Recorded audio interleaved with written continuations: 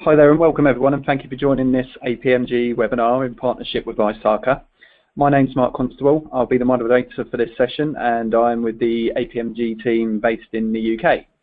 So today we're looking at the COBIT 5 implementation guidance and certification that we deliver on behalf of Osaka.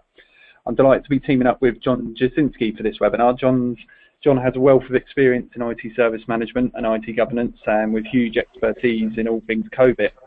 And John will be taking you through the main content of the webinar in just a few moments. Before I hand over to John, there are a couple of housekeeping items I need to cover quickly. So the first one is questions. So unless you're joining us from a mobile device, you should all have an option on screen to submit questions. Please feel free to do that at any stage. I'll be keeping a close eye on those, and we'll try to address as many of those as we can throughout. Secondly, we are recording the webinar, and we'll issue a follow-up email to everyone that's registered, and that will include a link to the recording and slides. Third, we'll be running a handful of polls throughout the session as well to help us get to know the audience a little better. We'll let you know when we're launching those. There should be 5 or 6, I think. And last but not least, a few points about APMG for the benefit of those that aren't too familiar with us. We're a global accreditation and exam institute, and some of you may recognise us as the body behind certifications in COBIT, ITIL and Prince2. We manage a broad portfolio of accreditation and certification schemes in key areas including IT governance and service management, project and program management and cyber security. We work with key industry partners such as Osaka to develop promote best practice in those areas. And with the support of our global network of over 400 accredited training organisations, we're currently delivering over 12,500 in exams every month across the portfolio. So that's all from me at this stage. For now, it's over to John for the key content. Over to you, John. Thank you very much, Mark, and welcome everyone. Thank you for coming to this important webinar with APMG and Osaka on COBIT content. I understand most of you, or all of you, have taken the COBIT Foundation exam, and I would like to congratulate you on your efforts to complete that curriculum and pass that exam. Now the next step is to get into getting continually improved from looking at the COBIT implementation guidance book. And all of the COBIT content is very important. And the 3 core books, the framework book, the enabling processes, and the implementation are the core books that you need to have in your library. And I encourage all of you to make sure that you have copies of the PDFs, and I would encourage you to purchase a copy of the actual book. They're reasonably priced, and I think if you have them at your desk, you will feel more empowered to get the information quickly and easily. There's a lot of information in COBIT, and some people say it's overly complex, but I suggest that if you have the information at hand, you can always make a quick and easy reference to it. So that's just a little background. So once again, congratulations to those of you who have finished off on the foundation exam, and now you get into this concept of continual improvement and the implementation guidance. And this presentation is structured from a point of view, first of all, to give those people who are interested in taking the implementation exam, to give you a little bit more information, and then also give you an overview of all of the life cycle phases and a little additional deep dive on phases 2 and 3. So we'll jump into it. We've got a whole bunch of slides in this PowerPoint presentation. We may or may not use all of them, but I wanted to make sure that we included as many as possible as we make this presentation available to you after today. So we'll get into some of the details. Just to make sure that you're attending the right webinar, this is the title, How to Continually Improve Using Osaka COBIT Guidance. We've got people from all over the world today, and I'd like to say thank you very much for having such an international audience. And it's evidence of the importance of COBIT across the world that so many of us work in information technology related processes, and it's great that if we could all be doing it in a very similar manner, it makes life so much easier for all of us. So we have over 200 attendees now. So thank you all for attending. And here's my information. I've taken a lot of certification programs, but it's also been a personal journey for me to be learning about this stuff and to share as much as possible with all of you. It's very important for all of us to share as much as possible. If you want to find me on LinkedIn, I would encourage you to send me an invite. I will respond quickly, and keep me in mind as a resource for the future.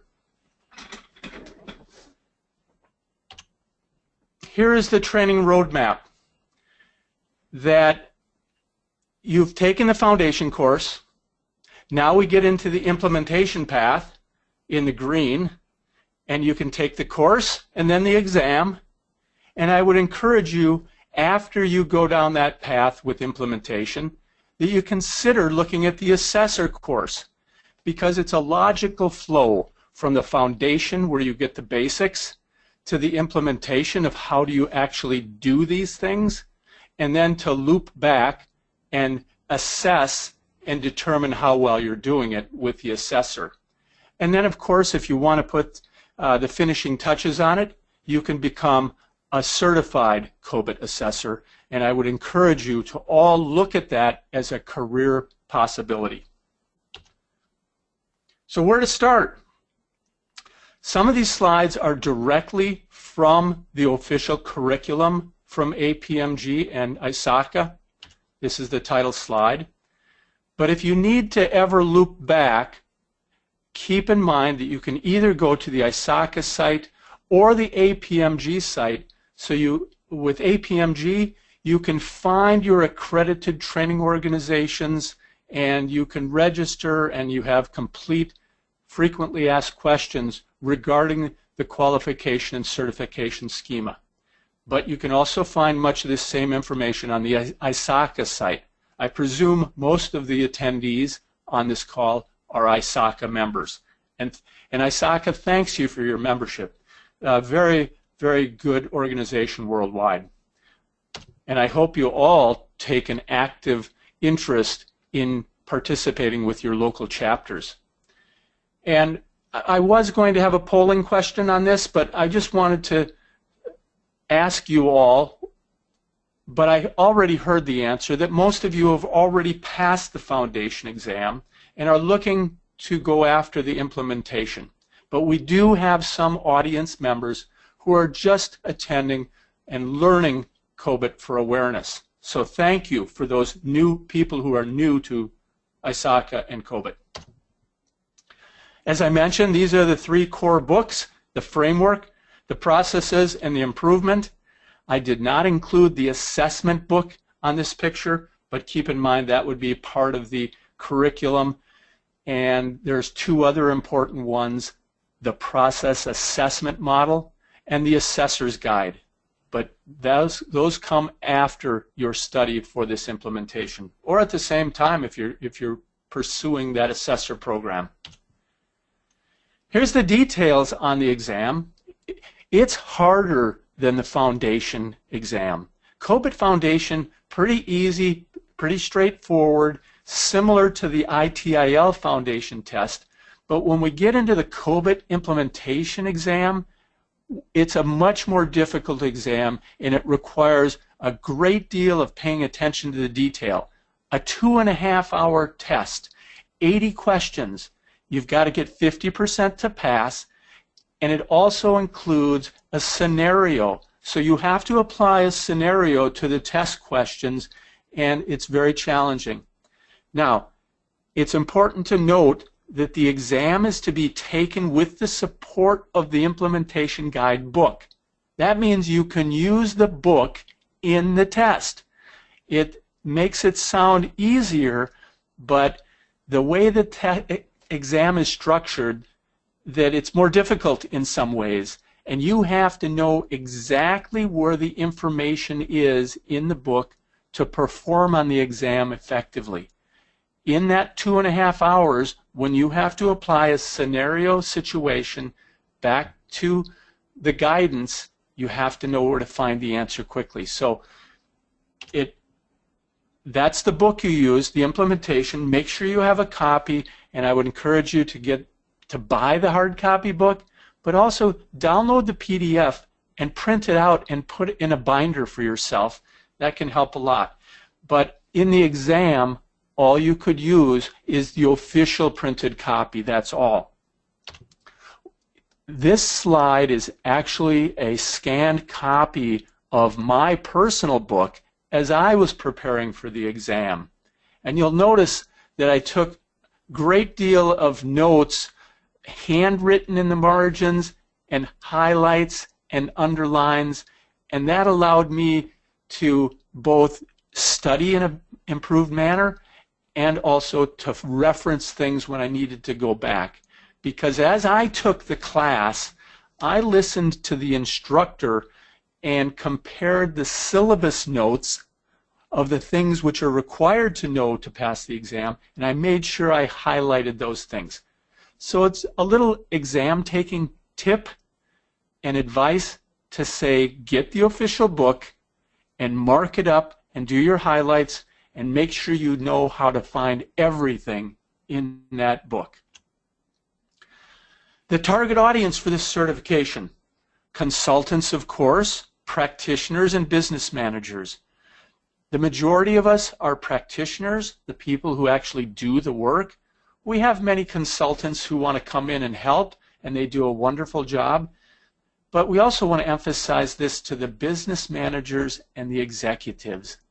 They are the ones that own the system, and they're responsible for how well it works. So we always encourage the business managers and executives to look at their interest and motivation to take this particular course of implementing, which is really just continual improvement. The high-level performance objectives for the candidates, I've got them highlighted with bullets. I'm not going to read all of them, but some of the key ones in there are to be able to assess a current process capability of where you are today, and then where do you want to be tomorrow, the to be, and then scoping and planning the improvements. I like the potential pitfalls and drivers and triggers, and then finally to understand how you apply this continual life cycle approach. As many of you know already, COBIT has evolved, and we're up around 25 years of evolution in the COBIT framework. It's only getting better, and it will continue to get better in the future. ISACA is doing a wonderful job with this body of knowledge and how we've consolidated the information. We've made it easier to use and easier to find information. And keep in mind, COBIT Online is a great resource for you as well. There's the product family, highlighted in yellow, the implementation book, very important. You got to get a copy of it, please. And then the mapping summary, you've seen this slide before. And as I was studying for previous exams, I took this same artwork and I thought, well, maybe I could make it more colorful, and turned it into this version. And these were my personal study notes that I've shared with ISACA.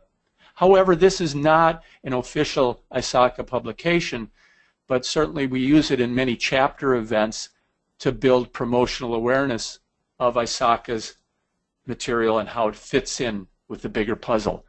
It is a big picture. There are many parts to it, but COBIT is a framework of frameworks. So the comparison was a simple chart to a more complex and colorful chart to make it more engaging. There's where COBIT fits, starting out with the drivers, the stakeholders, and enterprise governance, and cascading down through into best practices, processes, and procedures. The principles, you've seen them. You should all, if you are going to be a good student of ISACA and COBIT materials, you should be able to recite these principles very quickly and easily in normal conversations in your day-to-day work. It makes you sound like an expert.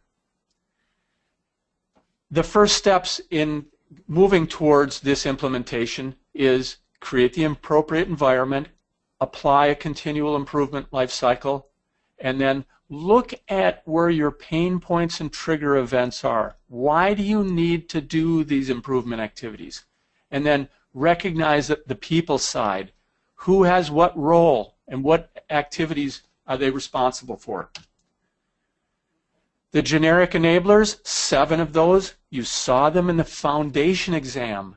Keep those in mind. Again, being able to recite these and apply them in your day-to-day job will make you sound like the expert and show leadership skills that will be very impressive to other people, and you will be able to be the leader in the conversation and help make things happen.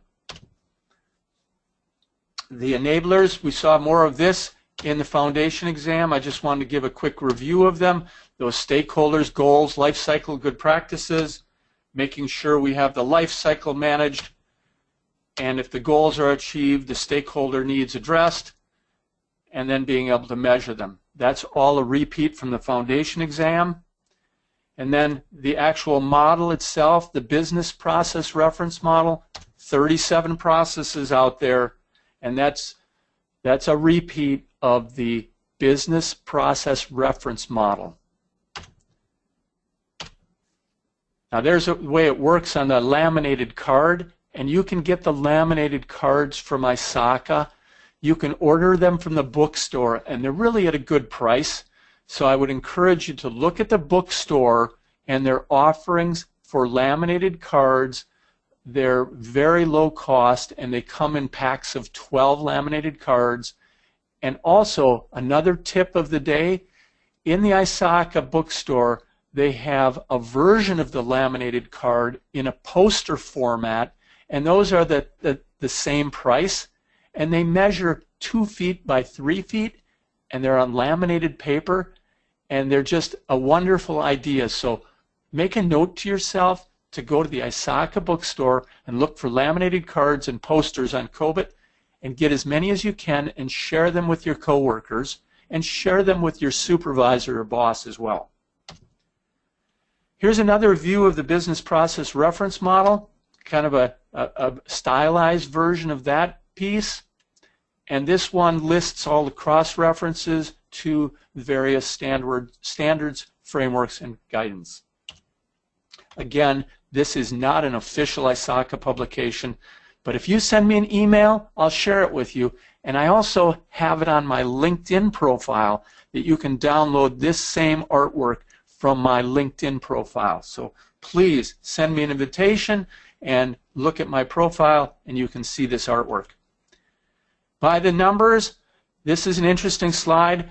I added up all the numbers, and you can see where it fits in on those 37 processes and how we have 210 management practices and over 1,000 activities. 100% coverage of all the other frameworks. This is a framework of frameworks. So we'll keep moving along here. I want to, because time is short, and creating the appropriate environment. This is a key point on studying for the implementation exam. Make sure you understand that everything is about the people, and you've got to work with this committees and different working groups to make sure that they all want to improve, because in some organizations they don't want to improve. They just want to do business as usual. Don't rock the boat. Just keep going. And it's important for you to understand whether or not there's an appetite for improvement. This is an actual slide from the book itself and creating those roles. So make sure that you get in and look at every page and understand what's going on in every page of the implementation book. I'm going to skip over a couple of these slides. Taking the first step. Number 2, applying this continual improvement life cycle. We want to make sure that we use this circular diagram, and on the outside is creating the appropriate environment, and then the program management, the change management, and continual improvement. And it's those three rings which are very important for you to understand. I'm going to pass through some of this stuff. I'm going to just skip over it. And here is this one. This is on the laminated card and on the poster, and you need to know everything on this. There are 7 phases, 3 each. So we have 21 items listed on this program management, change enablement, and continual improvement life cycle. A very, very important image to have in your brain. What are the drivers today? We're going to start out, we'll do a quick run through of these different drivers, different phases, pardon me. And we have to initiate this program and make sure that we can discuss the risks associated with the program. And then, most importantly, and this is a test question, to understand how to formulate the business case and why it's important. And in this phase, we do a very simple high-level business case, and in a different phase, we'll fill out that business case with more detail. So it's a very gradual approach and a very logical approach. And this whole circular idea builds off of ideas that were formulated both in the International Standards Program and the thought leader by the name of Edward Deming and John Cotter. And so if you've taken the ITIL courses, you may have read the Continual Service Improvement book, and they're very similar in the 7-step model in the ITIL model. However, in the COBIT model, we've spent a little extra time and done more due diligence to build out the model with very specific items. And you can translate all of these things into a very clear project plan and use as much or as little as you want. I have experience where I took the implementation book content and actually pasted it into a Microsoft project plan or an Excel list of activities. So keep that in the back of your mind, that everything in the implementation book really forms the basis of a project plan that you can use and you can share with everyone, so you're all working together and you're focused on the same conversations and the same challenges. The second phase, where are we now?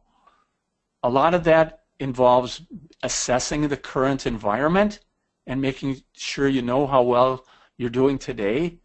And a lot of places, a lot of IT organizations don't necessarily take much time to look at the current state. So keep this very much in mind, that we want to define these problems and opportunities, these pain points, start to form our teams, and assess the current state. And that is a key point because it starts to touch on the other guidance which ISACA has in the form of the process assessment model, the self-assessment guide, and the assessor's guide. It's all very logical. So some people will say, well, COBIT is too complex. Well, once you look at the guidance carefully, you'll find that it's all very logical and it fits together. And very few other frameworks give you that comprehensive of approach. So the second phase, where are we now? Phase 3, we move into where do we want to be in the future. That helps us set that target and allows us to do a gap analysis of where we are today and where we want to be. And then we can give priority to the items with the most importance. And always try to break these tasks down into manageable pieces.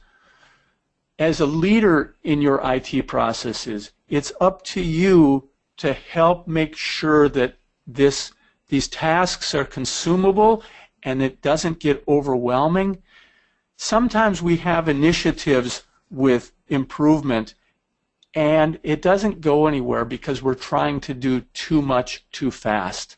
And if you think of the analogy of trying to go out and run a marathon of 26 miles, you can do it, but it takes training and it takes practice. And first we have to start with perhaps walking around the block and maybe walking to the store and then running 2 miles. And very short, gradual improvements over time will get better and better.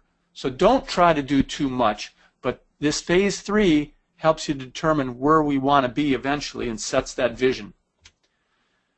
The 4th phase, any feasibility or solutions, we have to define those projects. And now we're getting more into the detail of very defined business cases, the detail. And then we're making sure we're identifying and continually monitoring all these efforts. Now, let me also suggest that we do have a chat window open. If anybody's got any questions as we go, we'll start to collect those so we can start to address them at the end of the call. So please give us your questions because we want to make sure that we address any concerns that you have. So go ahead and start filling out questions too, and we'll pick those up and respond to them either as we go or at the end. John, do you mind if I jump up with one now? Please. Yeah. So it goes, are there any courses or seminars in how to design effective controls in the IT processes? Great question. Are there any courses on how to define the controls? Well, the perspective is that in the previous version of COBIT 4.1, the control objectives were clearly stated. In COBIT 5, the control objectives still exist, but they've been defined in a little bit different manner. We have management practices and control activity, or let me rephrase that. We have management practices and activities. Those replace the control objectives that we saw in the preceding version of COBIT. So if you look specifically at the activities in each process, you're going to have the equivalent of control objectives and then the management practices. So in response to your question, they exist in the COBIT 5 model already, just as they existed in COBIT 4.1. You don't have to define them. ISACA and its subject matter experts and development team, we continued that tradition of having them defined for you. If you need to customize, go ahead and add them below the level of the activities. Consider it a sub-activity and you can customize and create your own. I hope that answers your question. Thanks for asking. Mark, you got another one there teed up? Not at the moment, John. Just that one for now. Okay. Thanks. And for the person who posted that question, I hope it answers your question. If not, please type in another one and we'll come back to it. Thank you. Moving on, phase 5. How do we get there? Okay, now we've got some implementation for the day-to-day activities, the establishment of the measures, the monitoring systems, and make sure that we're aligned. This starts to also get into the engagement, awareness, and communication. So much of this is about people. You've got to think people all the time. Technology, hardware, software, processes, none of that can work without the people involvement. So you have to have relationships, you have to have trust, open communication, you have to work towards bridging the silos between functional teams. We have to have the application people talking to the infrastructure and operations, just as we see in the DevOps body of knowledge and that guidance, that we have to have the people side. And how do we get there really helps us focus on that, especially with on this circular diagram, the change enablement ring, the middle ring in the red, it gives us very specific activities to help accomplish that change enablement. And what's good about the implementation book is it gives us details on each of these component parts that if you want to have the execution of the plan, if you look in the book, there's multiple tasks that are referenced to help you execute the plan. The same for the operate and use. We have multiple tasks identified in the implementation book that give you guidance on how to do that. And the same for the improvement opportunities.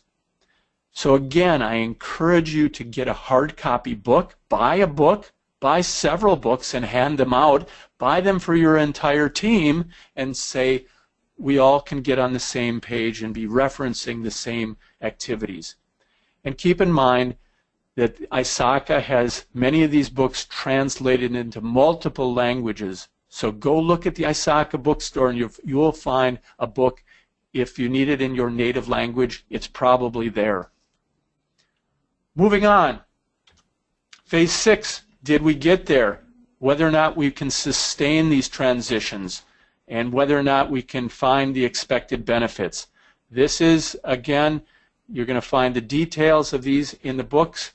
And also, there's key activities that across these 3 component parts, once we look at the book, while there might be multiple tasks for each of these component parts, there are also key activities, approximately 5 key activities for each phase.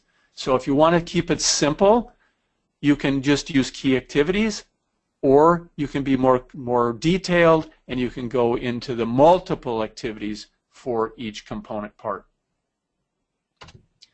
And then finally, how do we keep the momentum going?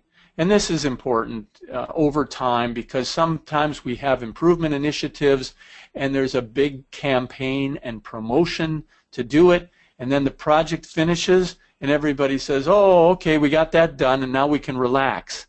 Well, actually, it's not the time to relax, because we're going to start the entire cycle over. And that's the whole idea, to have continual improvement. That it's not just start a project, work the project, end the project. It's do it over and over and over and over and over again. This is a continuous journey. Anybody have any questions out there in webinar land? Mark's looking for another question, so if you got one, please post it in the chat section. We've got one more, John. Another question. For you. It's around sample papers, I think. So does ISACA and APMG have test questions for the implementation exam? Okay, good question. So the question is are there sample questions? Is that correct?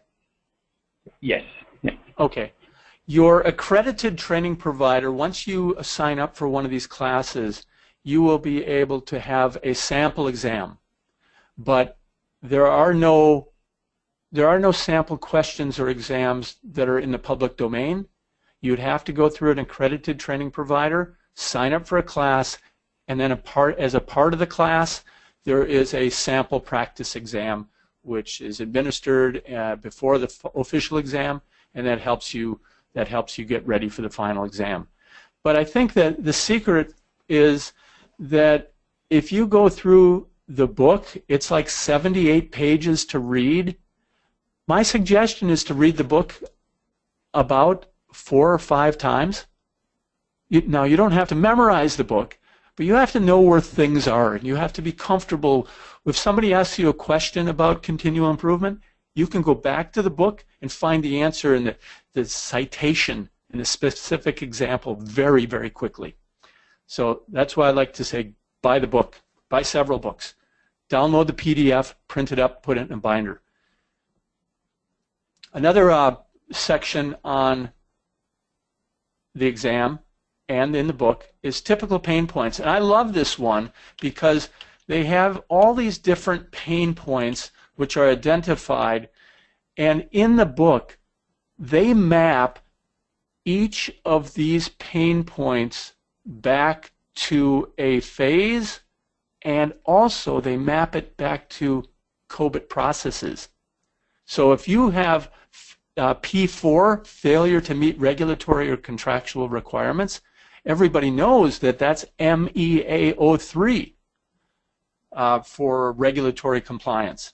And in hidden or rogue spending, that would be budgets and costs. So we can find that very quickly on AP05.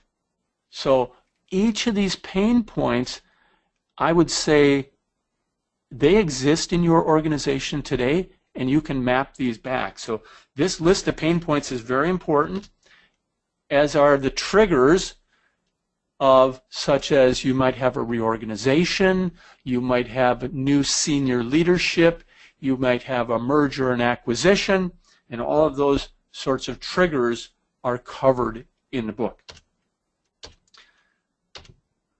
We're going to have to see if we can. Looks like we had a duplicate. Hold on, folks. Here's the pain points I was talking about, how they map. And you can use this in your organization today to address very specific circumstances.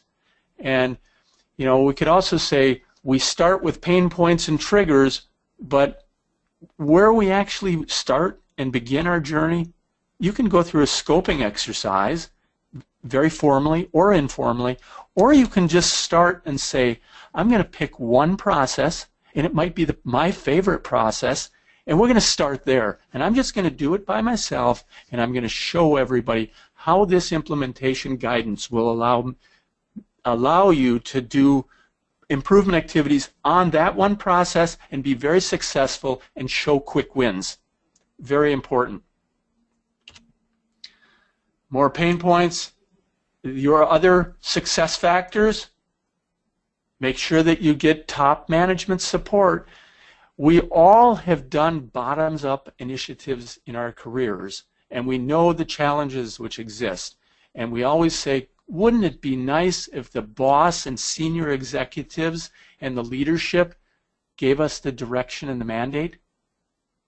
If you can secure that endorsement, you got it made. And I encourage you to go straight to the top and say, are we interested in getting better?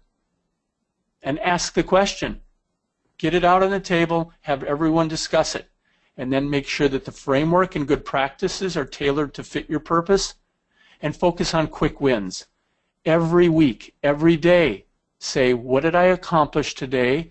Do we have anything tangible we can say is successful that we can put on a performance report or a monthly status report? Quick wins are so important. And then finally, recognizing stakeholder roles and requirements. We've covered some of this already. And ask if you have any other questions that might come up. Fill in any questions. We like to hear from the audience because we know that there's a lot in your brains and we want to help you with additional knowledge. Now I'm going to go through a quick deep dive on a couple of these items on phases 2 and 3, but this is really going to be fast, okay? So stick with me. And if you have questions, we saw phase 2. In each of the phases, we have an objective. It's very clearly written, and it fits every scenario that you're going to come up with, okay? It gives you the objective. And then we have a description of the phase. So a lot of experts took a lot of time to work through this stuff, and I'm very comfortable saying to you, this is going to meet your needs to do a continual improvement program. And I also want to say that the book title, Implementation, I'm not really happy with the book title. I think it should have been titled Continual Improvement. But that's another story. But keep in mind that this book is applicable to any IT-related process, and so it works. You can go and say, okay, let's go look at the project management process, or let's look at the incident management process. We can apply the model to any one of them, or a group of them if you want. You can pick one process, a particular domain of APO, or you can pick the whole thing. But the guidance suggests that, and the recommendation is, start small so you can get some quick wins, make it manageable, make it consumable. There's the 7 phases, and in each of those phases, in the book, you'll find a chapter which lists the challenges for each phase, the root causes of those challenges, and the success factors which will allow us to meet those challenges. And they all apply back to these 3 components of continual improvement, change enablement, program management. Very specific and helpful guidance. These are examples of our challenges in phases 2 and 3, and we always come up with inability to gain and sustain support and the costs of improvements. So the challenges are well documented for each phase. Then we have, of the 3 tasks, we have the program management tasks, just 3 of them for phase 1, and then it goes on. So I just wanted to give you an example of some details, and here's a little bit more of the details behind phase 3. We have the objective, we have the description, then we have the challenges, root causes, and success factors as detailed in the book. And so that's an example. Again, each phase has sufficient details and guidance to help you out significantly. Okay? Anybody else have any questions? Anybody from Germany have any questions? Anybody from Jamaica have any questions? Egypt, Hong Kong. We got everybody from all over the globe today, so thank you all for attending. The people in the process, go ahead, Mark. Yeah, John, here's another one. Is there a COBIT reference guide on how to govern and implement controls for cloud-based services? Yes, there is a professional guide for cloud-based activities. Go to the ISACA bookstore and search on cloud. I don't recall the specific title, but there is a cloud-based professional guide in the bookstore today. So check it out. Generally, if you're looking for a topic that's pertinent in today's market, ISACA probably addresses it with at least a white paper or a short publication or even an in-depth book. So go to the bookstore, you'll find something on cloud there. There's definitely a professional guide. Thanks for that question. On the right side of this screen, I want to make sure that I point out the goals cascade that you saw in the foundation course that we have in the lower right-hand corner. We have enterprise goals cascading to IT goals down to enabler goals. And that one is so important. And if there's one thing you can do in your day-to-day job is to help other people understand the COBIT goals cascade coming out of both the framework book and the enabling processes book. The implementation book, the pain points and triggers are in there, and then the risk scenarios. The 7-phase model, you must know this for the exam, and this is the practical guidance of how you actually do it. Anytime in your day-to-day job, if you're looking at improvement, you can find what you're working on in this 7 phases, or the detail of the 3 components, or the sub-detail of the activities for each. You're going to find exactly what you're talking about, and you're going to have great reference to do even better, or find the areas which you're not doing and that are opportunities. Now, I'll switch between this circular diagram and this colorful diagram. And what I did is, when I was studying for the exam, I found this to be very challenging, and I wanted to put it into an easier format, and I did this same thing. All this diagram does is translate that circular diagram, and it adds in the key activities, the inputs, and the outputs.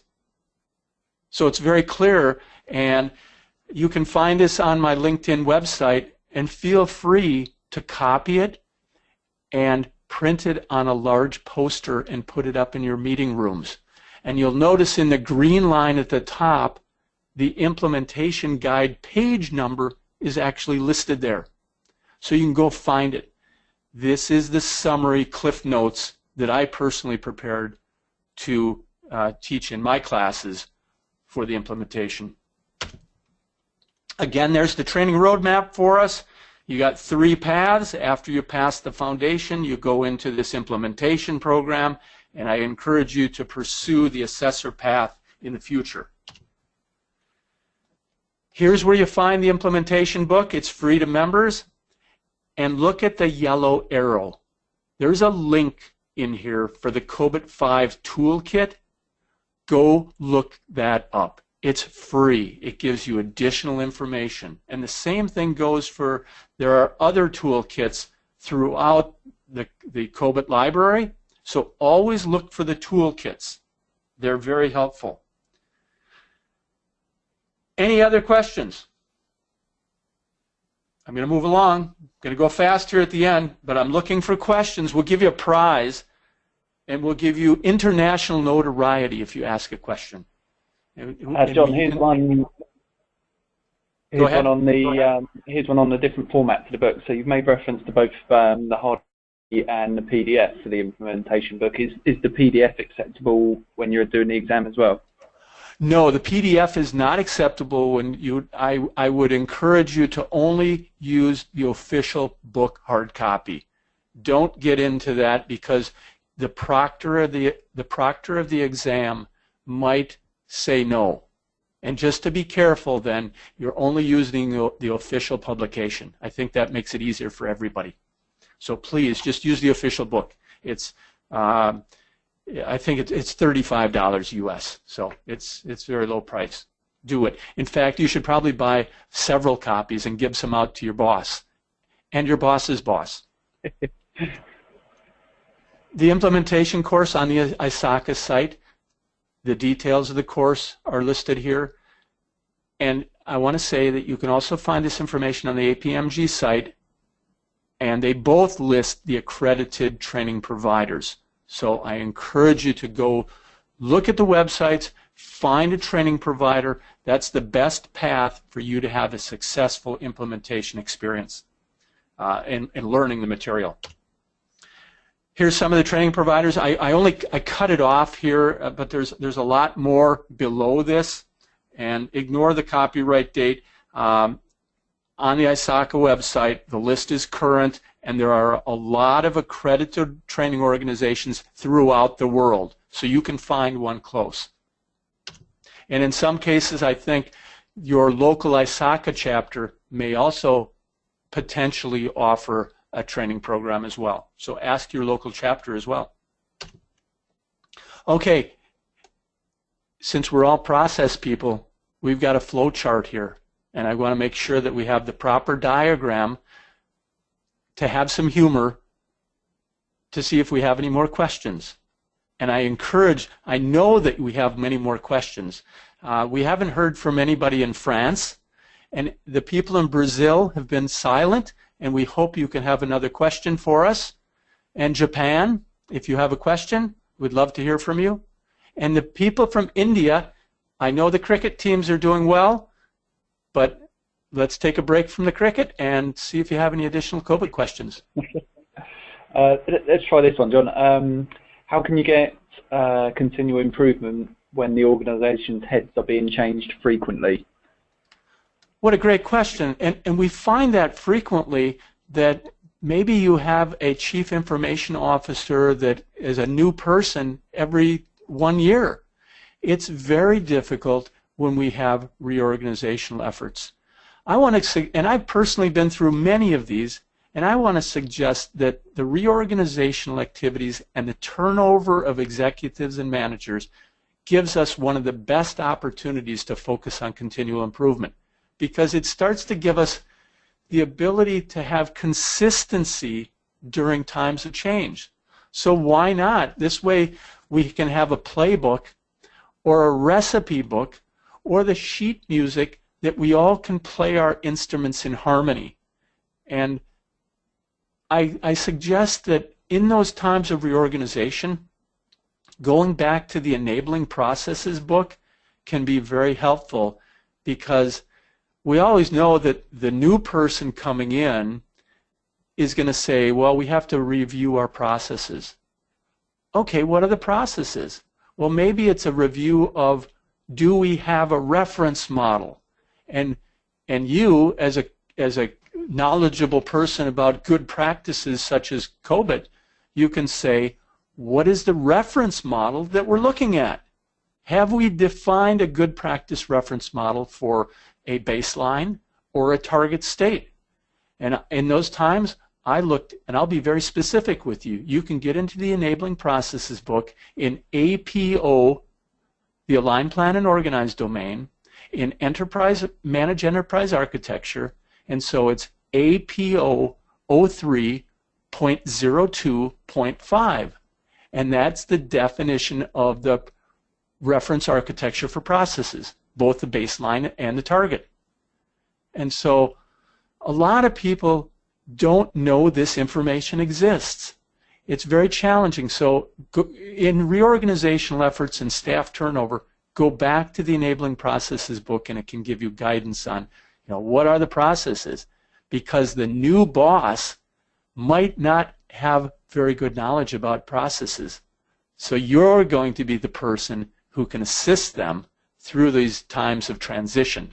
So again, go back to the Enabling Processes book in times of transition, but it's also a trigger identified in the implementation book. You'll find very clear references to the pain points and triggers, and one of the triggers is reorganizational activities, and what processes then can be helpful on that. I hope that answers your question. If not, type in a chat thing or follow up with me. My email is going to be at the end of this presentation. And again, I encourage you to reach out to me via LinkedIn, and I can help you. If you need help on finding an authorized APMG training provider, I'll help you find the right one in your region if you need assistance with it.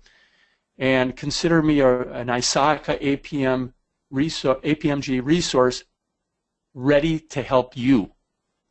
Now we have time for probably 2 more questions. Hopefully we'll get some out there. Anybody from Paris? Anybody from Egypt? We got a whole bunch of countries represented. Somebody's got to have more questions. And while you type in a question, let me see if I got anything else here.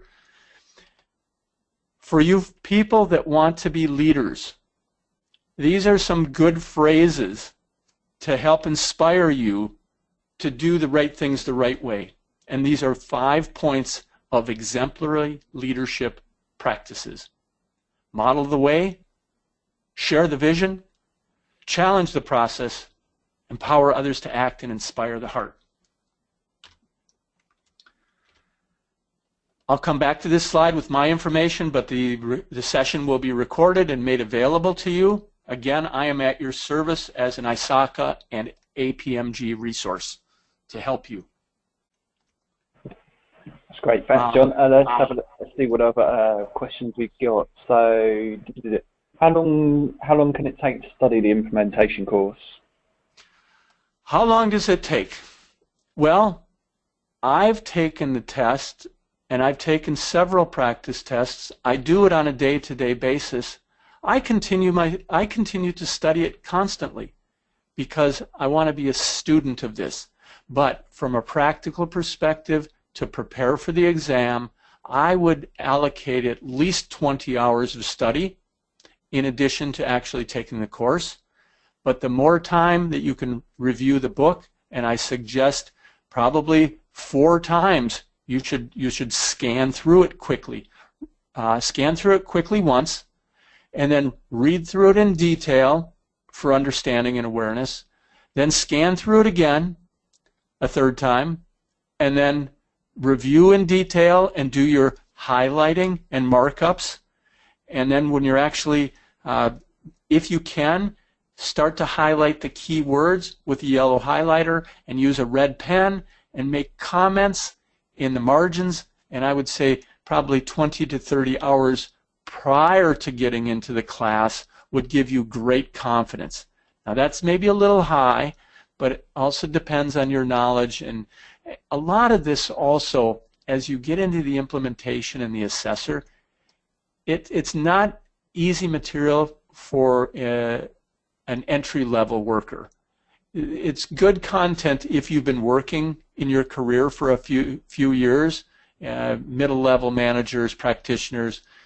This is not easy material. It can be made a lot easier if you know where to find the information, but give yourself enough time to do your study and your homework. It's like going back to school. But It will be very, very rewarding, and I encourage you to do it because you will shine in your job, and people will start to recognize you as the leader and the go-to person when they have questions. And I also want to revisit a point about translating the book into a project plan. Everything is there, and it's well formatted to put it into a project plan. It makes it very easy.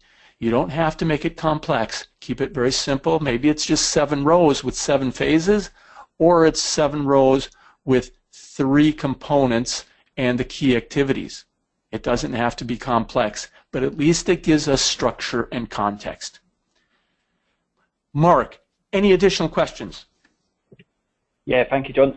This next one's a good one regarding business cases. So is there a way to get to know some business cases, real-life examples of COBIT framework implementation within the company, as the whole framework might not apply to every company's needs?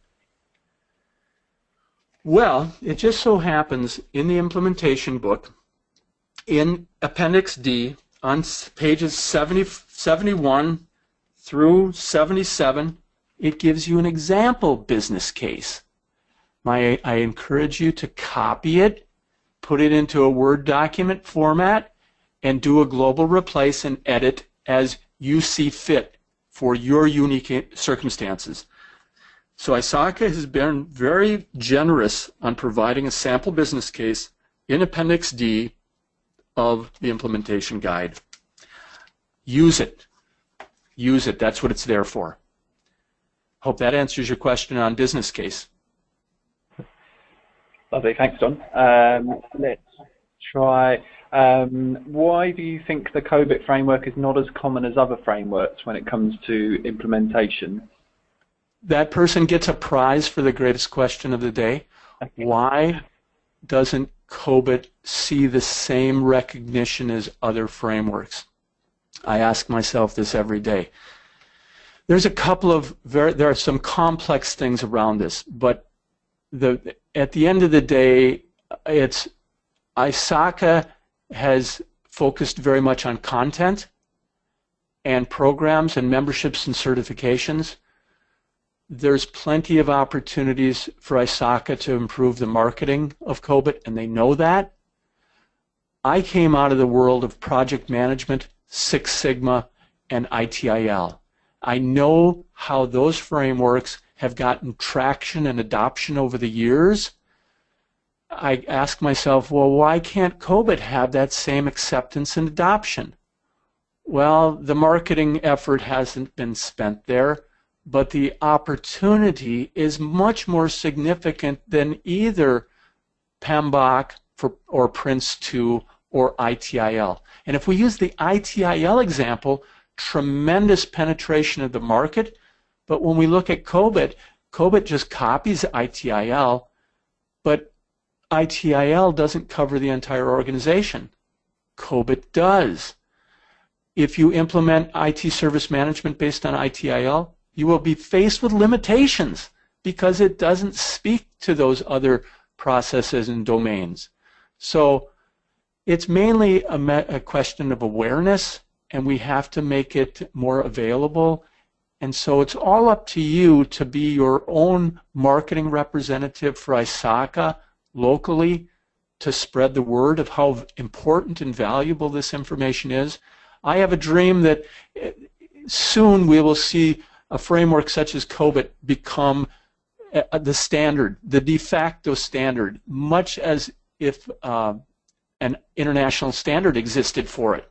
We will see that in our careers, and I would encourage each of us to carry forth and raise awareness and promotion of the COBIT framework through your knowledge and sharing. And it's a great question, and just go out and tell everybody you work with that COBIT covers everything from the board of directors to the service desk. Thanks for letting me share today, and we're out of time. And Mark, I'm going to hand it back to you, but reminder to everybody that I'm at your service, and here's some links for APMG, and you know where the ISACA links are. Feel free to reach back anytime. Thank you for allowing me to share today, and my information is there, but find me on LinkedIn. Mark, I'm going to hand it back to you, and thank you, everyone. Have a great day, and go forth and do good work. Thanks so much, John. It's a pleasure having you with us today. Yeah, many thanks for the time you've devoted to this. And thank you to everyone that's joined us as well. So as I said towards the start of the presentation, we have recorded the session, and we will follow up with an email to everyone that will contain the links so you can download the presentation and also the slides as well. So yeah, thank you everyone once again. Enjoy the rest of your day, afternoon or evening, depending where you join us from, and we hope to see you on future APMG webinars. So thank you everyone, and goodbye.